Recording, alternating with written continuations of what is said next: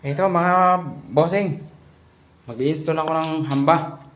Ito, ginawa ko, ginilagyan ko ng brace.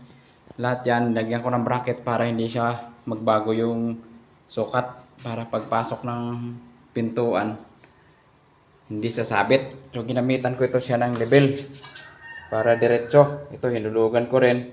Itong hulog na to, fabricated lang to.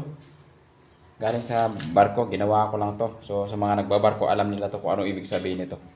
Tapos, ginawitan ko rin niya ng level bar para malaman kung diretso yung hamba or kung tagilid. Yan, para hindi siya magbago. Para pagpasok ng pinto, diretso ang diretso.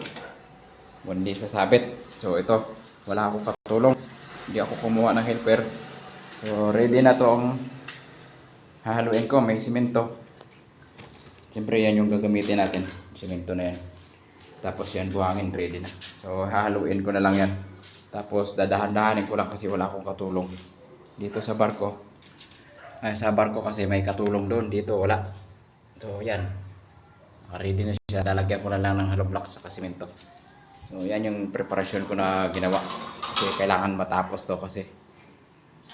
Para mapaupahan na to. Yan. Malapit na ito matapos. Pintura ng tsaka tiles. Ready na. Para paupahan na ito dito kasi may malapit ditong SM na tayo dito. Malapit lang sa area namin.